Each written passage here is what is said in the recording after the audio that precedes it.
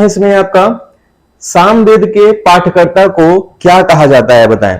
सामवेद के पाठकर्ता को क्या कहते हैं? होत्र, उद्रात्र, अध्वर्य या फिर ब्रह्म?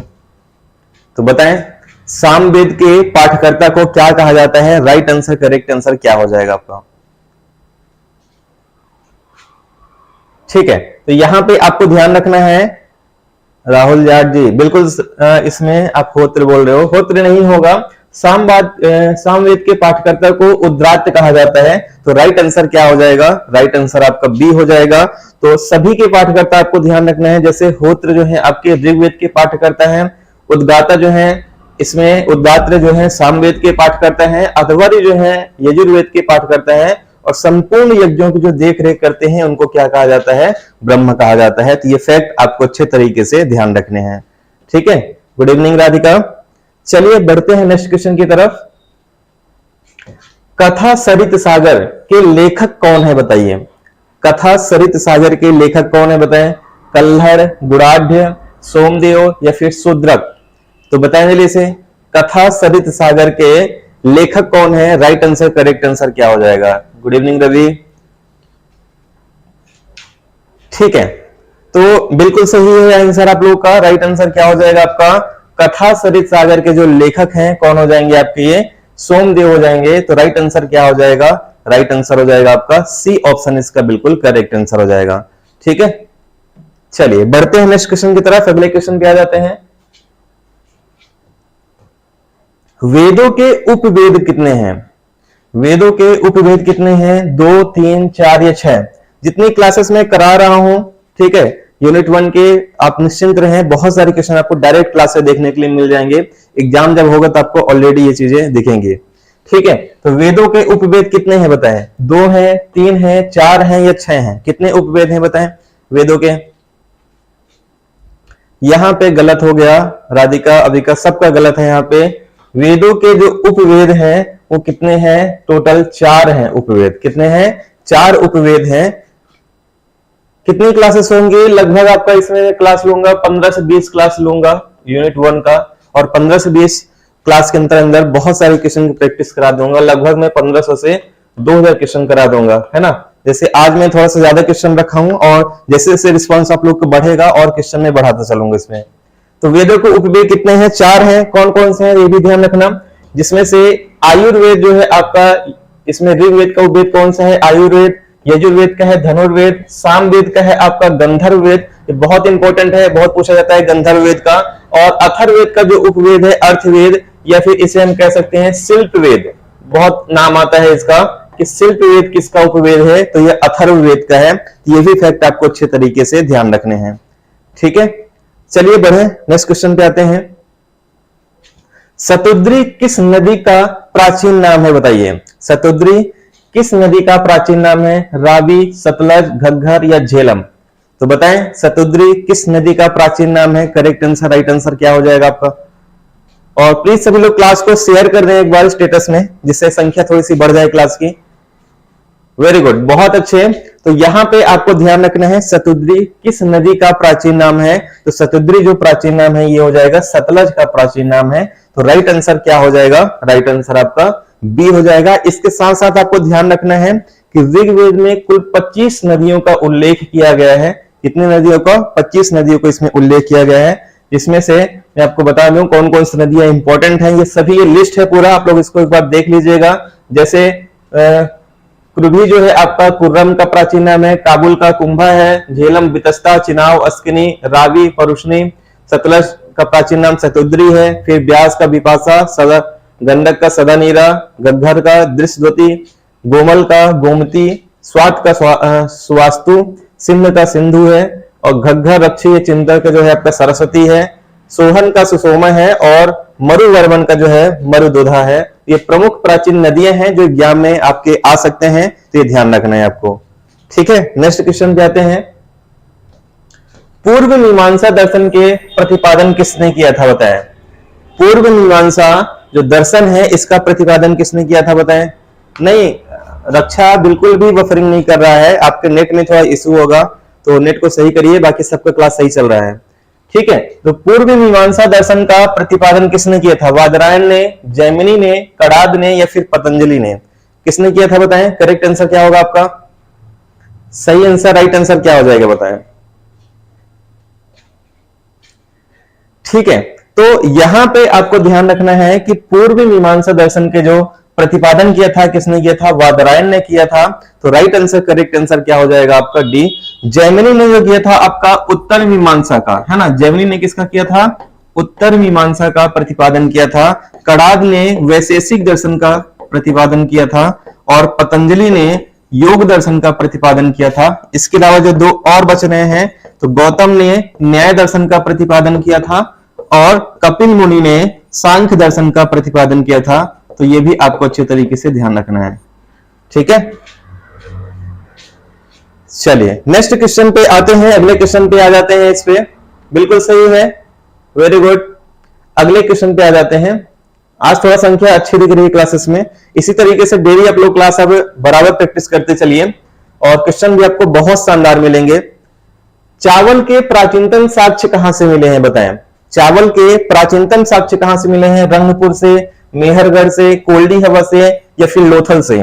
तो कहां से चावल के प्राचीनतम साक्ष्य मिले हैं बताएं? सही आंसर क्या हो जाएगा आपका? करेक्ट आंसर क्या हो जाएगा बताएं? तो नहीं, रंगपुर नहीं होगा राधिका, बाकी लोग भी कमेंट करें। तो मेहरगढ़ भी नहीं हो जाएगा।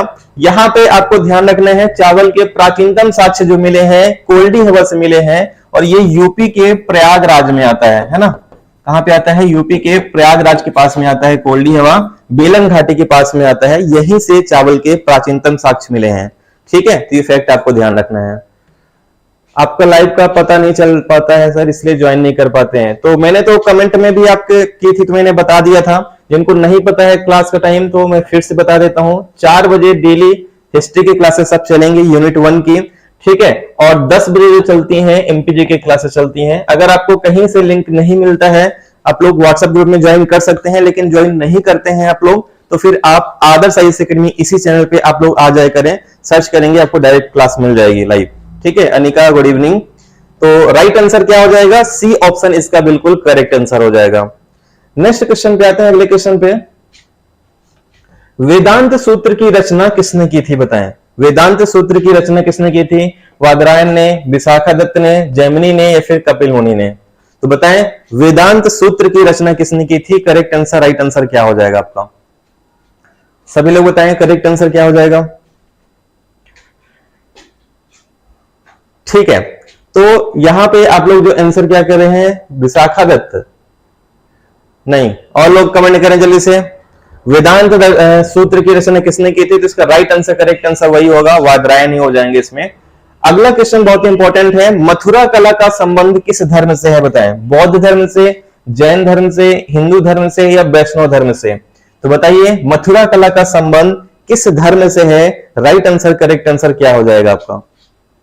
विशाखादत्त नहीं होंगे उसमें, वादरायण ही होंगे, जैमिनी भी नहीं होंगे, वादरायण ही रहेंगे, ठीक है।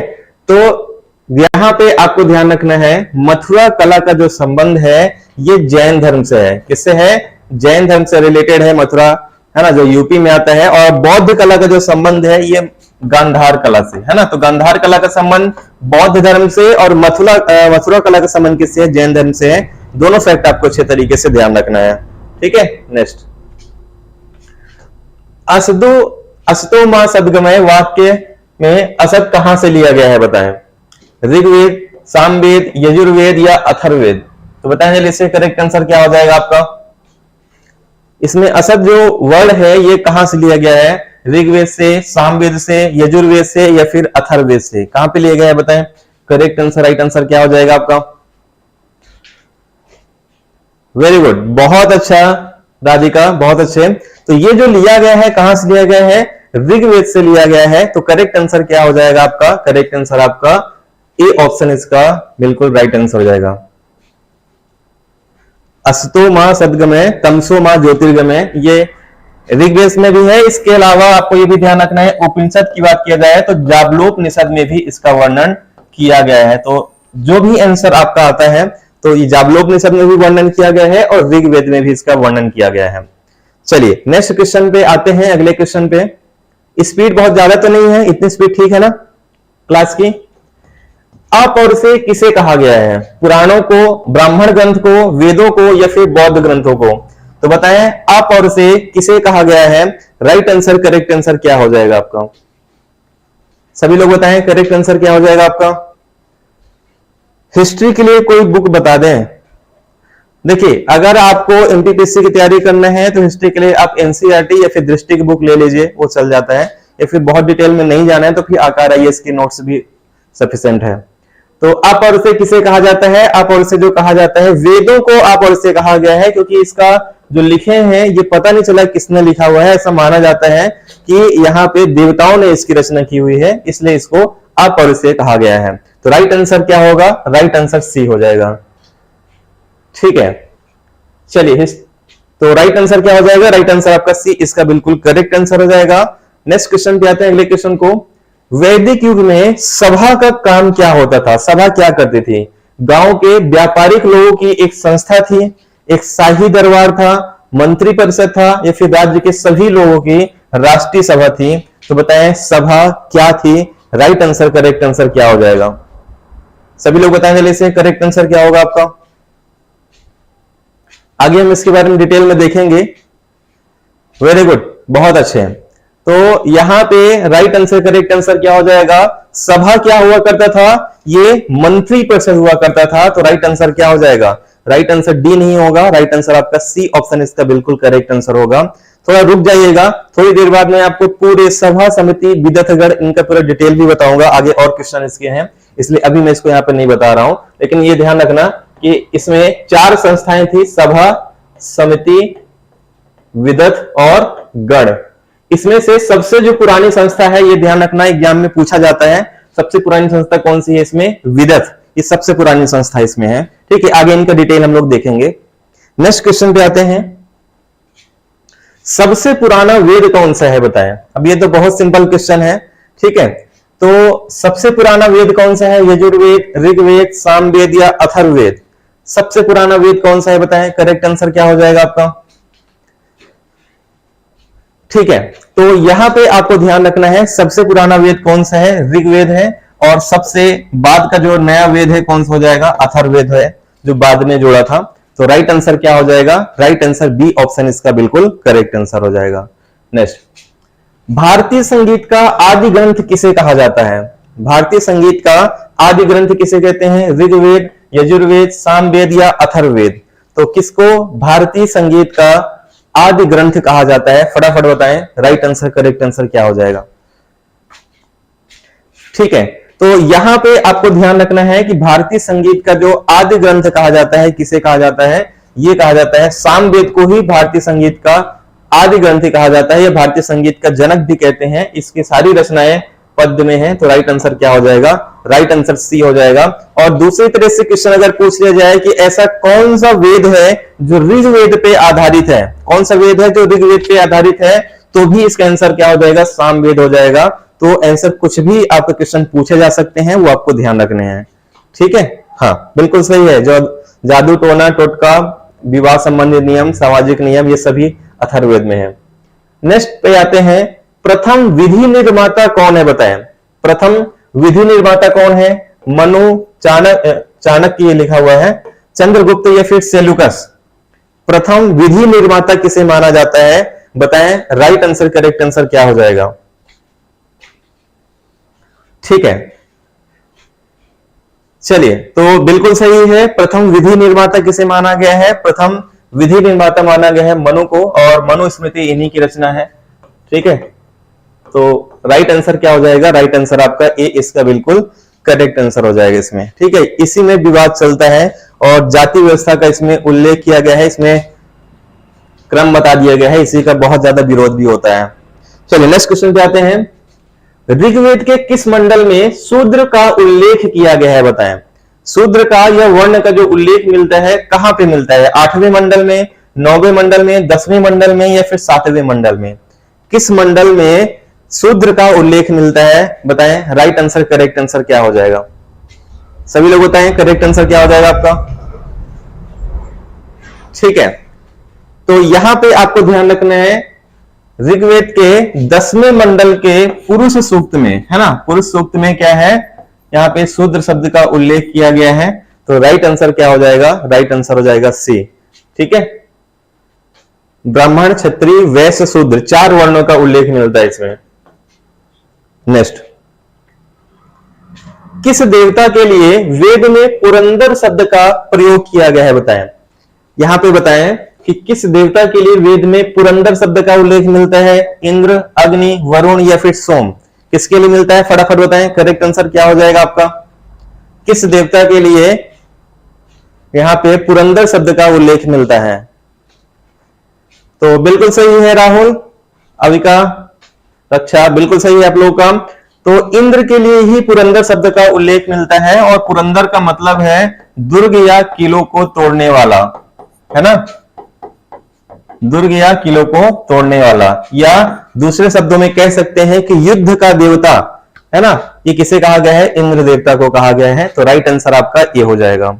नेक्स्ट, प्रसिद्ध 10 राजाओं का युद्ध, दशराज युद्ध किस नदी के तट पे लड़ा गया था, बताएं। गंगा, ब्रह्मपुत्र, कावेरी या परशुनी। तो दशराज जो युद्ध है ये किस नदी के तट पे लड़ा गया था, ये बताएं। राइट आंसर, करेक्ट आंसर क्या हो जाएगा आपका, सभी लोग बताएं। दशराज युद्ध किस नदी के तट पे लड़ा गया था, करेक्ट आंसर क्या हो जाएगा आपका। तो ध्यान रखिएगा, ये जो युद्ध है ये लड़ा गया था परशुनी यानी कि रावी नदी के तट पे लड़ा गया था।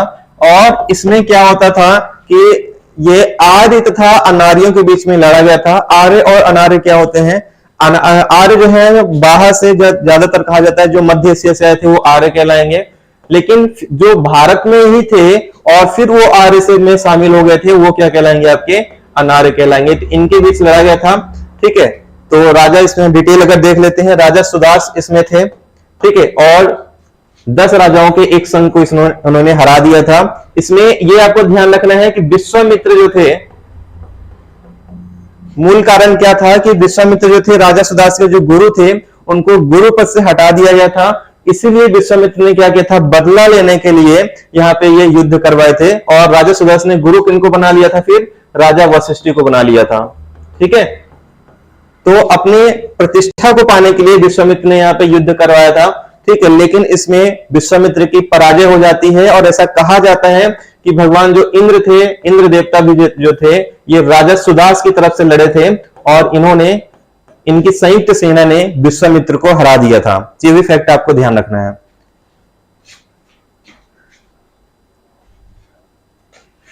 ठीक है, अच्छा, राहुल बोल रहे हैं सर मेरे गेहूं कट रहे थे, मेरा मन नहीं लग रहा था, लेकिन आपकी वीडियो से फिर से जान आ गई है। ठीक है, बिल्कुल राहुल, बहुत अच्छी बात है कि आप मतलब किसानी भी कर रहे हो, साथ में पढ़ाई भी करते चल रहे हो, और बिल्कुल मन लगेगा आपका, बस डेली पढ़ते चले आप लोग। न्याय दर्शन को, यहां पे थोड़ा सा क्वेश्चन मिस्टेक है। ठीक है, प्रतिपादित किसने किया था, न्याय दर्शन को किसने प्रतिपादित किया था, ये इसके प्रवर्तक कौन है ये आपको बताना है। चार्वाक, गौतम, कपिल या फिर जैमिनी। तो बताएं न्याय दर्शन को किसने प्रतिपादित किया था। राइट आंसर, करेक्ट आंसर क्या हो जाएगा आपका। अब ये तो पूरी लिस्ट मैंने आपको थोड़ी देर पहले ही बता दिया था। तो न्याय दर्शन के कौन है, महर्षि गौतम जी हैं। अब मैं बार बार पूरी लिस्ट नहीं बता रहा हूं क्योंकि अभी थोड़ी देर पहले ही बताया मैंने। ठीक है, चलिए नेक्स्ट, कर्म का सिद्धांत संबंधित है किससे, कर्म का सिद्धांत किससे संबंधित है, न्याय से, मीमांसा से, वेदांत से या वैशेषिक से। तो बताएं कर्म का सिद्धांत किससे संबंधित है। राइट आंसर, करेक्ट आंसर क्या हो जाएगा। हाँ, कोई बात नहीं, न्याय दर्शन गौतम से संबंधित है। तो यहां पे आपको ध्यान रखना है, कर्म का सिद्धांत जो संबंधित है ये आपका किससे है, तो ये हो जाएगा आपका मीमांसा से संबंधित है। तो राइट आंसर क्या होगा, राइट आंसर हो जाएगा आपका बी। इसके अंतर्गत ही क्या आता है, धर्म, अर्थ, काम और चौथा कौन सा है, मोक्ष, है ना। ये आपको ध्यान रखना है। कर्म का सिद्धांत आपके सिलेबस में लिखा हुआ है, क्वेश्चन पूछे जाएंगे इससे, ध्यान रखिएगा। चलिए नेक्स्ट क्वेश्चन पे आते हैं। पूरा जो क्वेश्चन बन रहे हैं, डिजाइन कर रहा हूं मैं, ये सिलेबस के अकॉर्डिंग ही कर रहा हूं। और आप देखेंगे डायरेक्ट सेम क्वेश्चन आपको किसी भी किताब में नहीं मिलेंगे, है ना, क्योंकि मैं खुद से क्वेश्चन बना रहा हूं इसमें। यज्ञ संबंधी विधि विधान का पता चलता है किससे, ऋग्वेद से, सामवेद से, ब्राह्मण ग्रंथों से या फिर यजुर्वेद से। तो बताएंगे इससे करेक्ट आंसर क्या हो जाएगा आपका। यज्ञ संबंधी विधि विधान का जो पता चलता है कहां से चलता है, करेक्ट आंसर क्या हो जाएगा आपका?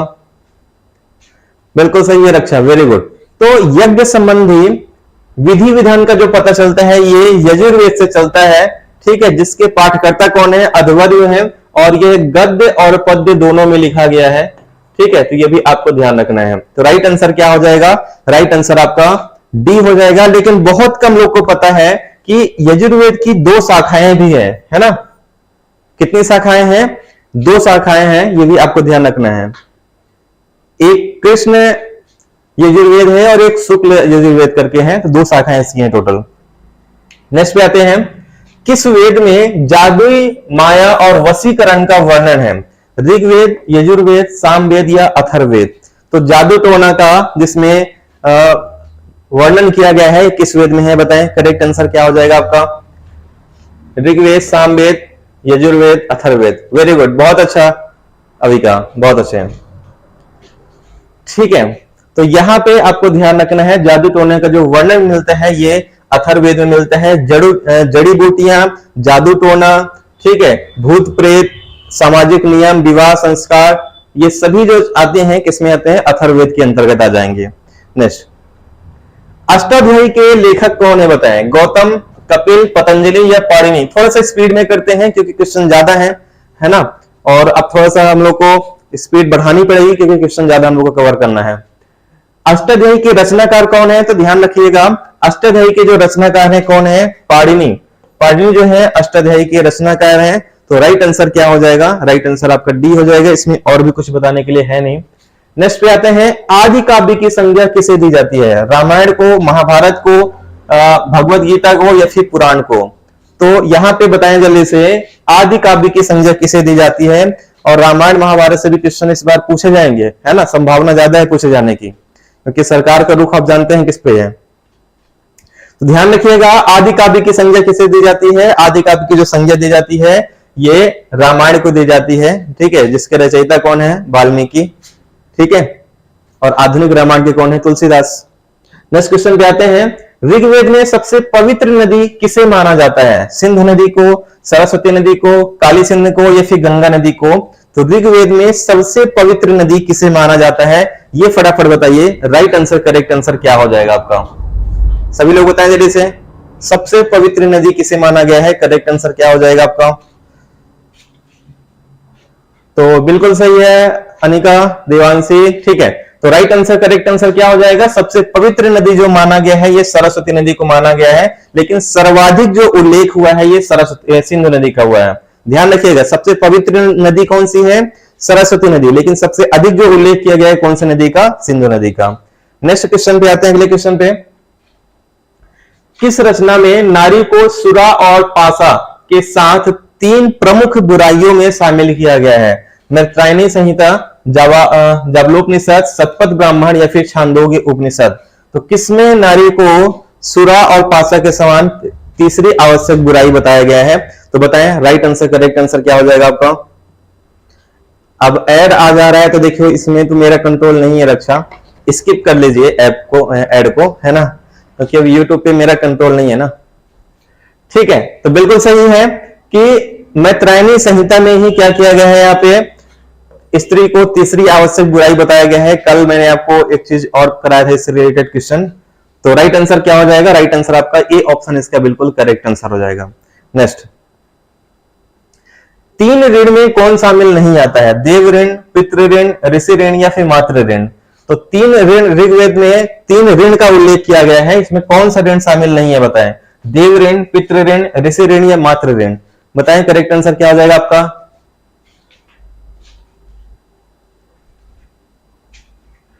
बात तो सही नहीं है लेकिन इसका उल्लेख किया गया है ना। तो 3 ऋण में जो शामिल नहीं है, कौन सा नहीं है? मातृ ऋण को इसमें शामिल नहीं किया गया है। देवताओं का ऋण है ना, जिन्होंने संसार बनाया हुआ है, पितृ ऋण जिन्होंने हमें संसार में आने का मौका दिया है, और ऋषि ऋण जिन्होंने हमें शिक्षा प्रदान की है। तो 3 ऋण का उल्लेख किया गया है, मातृ ऋण का उल्लेख नहीं मिलता है इसमें। तो राइट आंसर क्या हो जाएगा? करेक्ट आंसर डी हो जाएगा आपका, बिल्कुल सही है, राइट आंसर डी होगा। नेक्स्ट, प्राचीन विवाह संस्कार का वर्णन करने वाला विवाह सूक्त किसमें पाया जाता है बताएं? ऋग्वेद में, यजुर्वेद में, सामवेद में या गृह सूत्र में? तो बताएं जल्दी से, विवाह सूक्त का वर्णन किसमें मिलता है? करेक्ट आंसर, राइट आंसर क्या हो जाएगा आपका? सभी लोग बताएं, विवाह सूक्त का वर्णन किसमें मिलता है? करेक्ट आंसर क्या हो जाएगा आपका? ठीक है, तो यहां पे आपको ध्यान रखना है, विवाह सूक्त का जो वर्णन मिलता है ये मिलता है आपका गृह सूत्र में नहीं होगा, ये ऋग्वेद में होगा। ऋग्वेद में ही विवाह सूक्त पाया जाता है। ठीक है, तो राइट आंसर क्या हो जाएगा? राइट आंसर आपका ए ऑप्शन इसका बिल्कुल करेक्ट आंसर हो जाएगा। ठीक है, यहां पे बहुत सारे लोग गलती करेंगे, है ना, लेकिन ध्यान रखना ऋग्वेद में है। चलिए नेक्स्ट क्वेश्चन पे आते हैं, अगले क्वेश्चन पे। निम्नलिखित में से कौन मूलतः जल या समुद्र के देवता थे? बताएं, जल या समुद्र के देवता कौन है? बताएं, अश्विन, वरुण, मित्र या फिर इंद्र? बताएं जल्दी से, जल या समुद्र के देवता कौन है? करेक्ट आंसर क्या हो जाएगा आपका? ठीक है, तो यहां पे आपको ध्यान रखना है, जल या समुद्र के जो देवता थे कौन हो जाएंगे? तो ये वरुण, वरुण को जल या समुद्र का देवता माना गया है, तो राइट आंसर क्या हो जाएगा? डी। और ये भी आपको ध्यान रखना है कि ऋग्वेद में 33 प्रकार के, है ना, 33 प्रकार के देवताओं का उल्लेख किया गया है। इसमें बहुत सारा सीरियल भी बहुत सारे बन गए हैं, ना, बहुत वाद विवाद भी हो गया है कि इसमें 33 करोड़ देवी देवता के बारे में कहा जाता है, लेकिन 33 करोड़ नहीं है, कोटि है, जिसमें कोटि का मतलब क्या होता है? प्रकार। तो कितने प्रकार के देवी देवताओं का उल्लेख है ऋग्वेद में? 33 प्रकार के। ठीक है, इसमें से कुछ जो प्रमुख है वो आपको ध्यान रखना है। इंद्र जो है युद्ध के देवता, मौसम के देवता, है ना। अग्नि जो है यज्ञ के, अग्नि और देवताओं के दूत हैं ये। सोम जो है औषधि पौधे के देवता हैं, और रुद्र जो है हवा और तूफान के देवता हैं। तो ये कुछ प्रमुख है, बाकी और भी लिस्ट है, आगे की क्लास में हम लोग उनको भी देखेंगे। नेक्स्ट क्वेश्चन पे आते हैं। तीन क्रमों में तीनों लोग को माप लेने के कारण किसे उपक्रम कहा गया है? सूर्य, सावित्री, मित्र या फिर विष्णु जी? तो बताएं जल्दी से, करेक्ट आंसर क्या हो जाएगा आपका?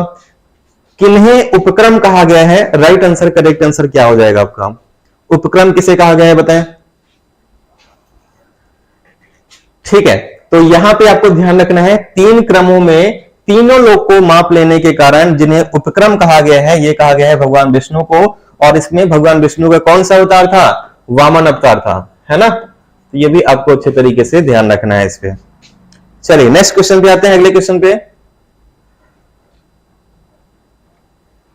त्रयी एक नाम है, त्रयी एक नाम है, किसका नाम है? तीन वेद का, धर्म, संघ और बुद्ध का, हिंदू देवता में तीन भगवान का, या फिर तीन मौसम का? तो त्रयी एक नाम है, किसका नाम है बताएं? करेक्ट आंसर, राइट आंसर क्या हो जाएगा आपका? सभी लोग बताएं जल्दी से, करेक्ट आंसर क्या हो जाएगा आपका? ठीक है, तो यहां पे आपको ध्यान रखना है कि त्रयी एक नाम है, किसका नाम है? तीन वेद का, जिसके अंतर्गत कौन कौन से आते हैं? ऋग्वेद, सामवेद और यजुर्वेद।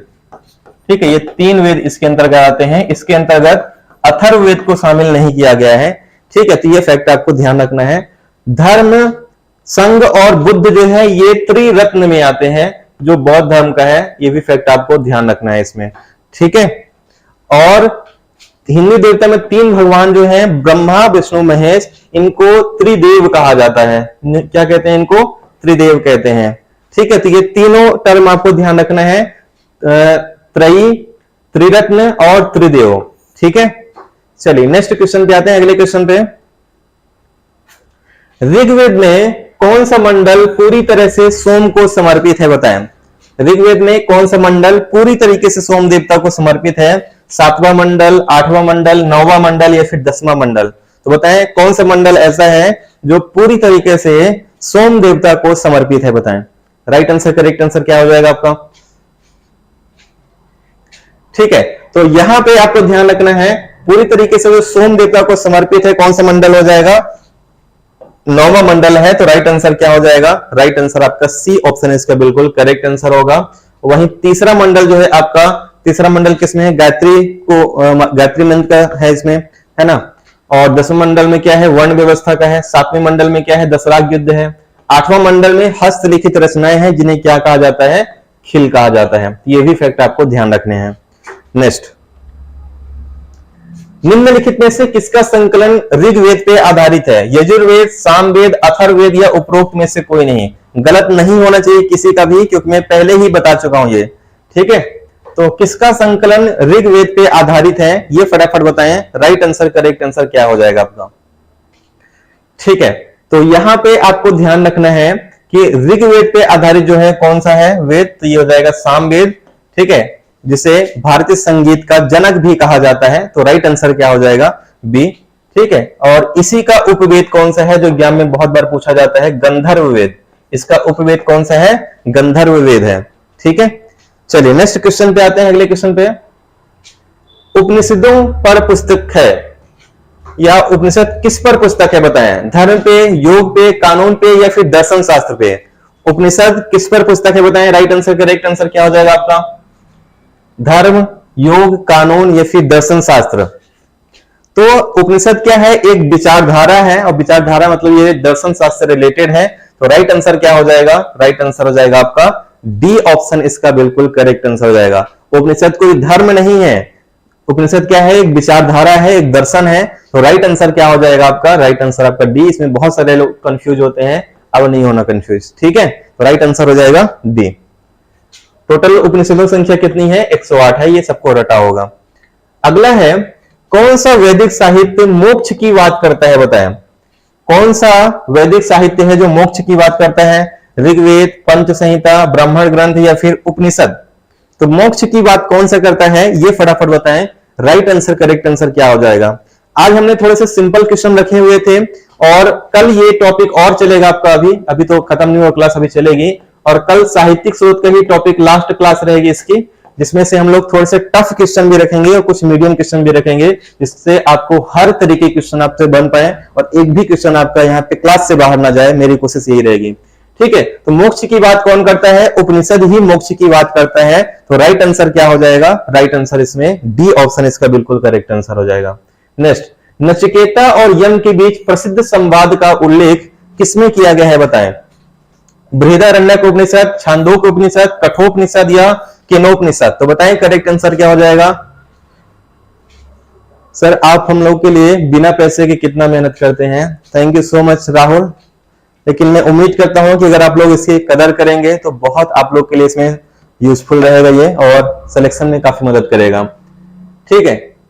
तो नचिकेता और यम के बीच में प्रसिद्ध संवाद का उल्लेख जो है किसमें किया गया है, कठोपनिषद में किया गया है। किसमें किया गया है, कठोपनिषद में किया गया है। वेरी वेरी इंपॉर्टेंट क्वेश्चन है। तो राइट आंसर क्या हो जाएगा, राइट आंसर हो जाएगा आपका सी ऑप्शन, इसका बिल्कुल करेक्ट आंसर हो जाएगा। करेक्ट आंसर क्या होगा आपका, सी हो जाएगा इसमें, ठीक है।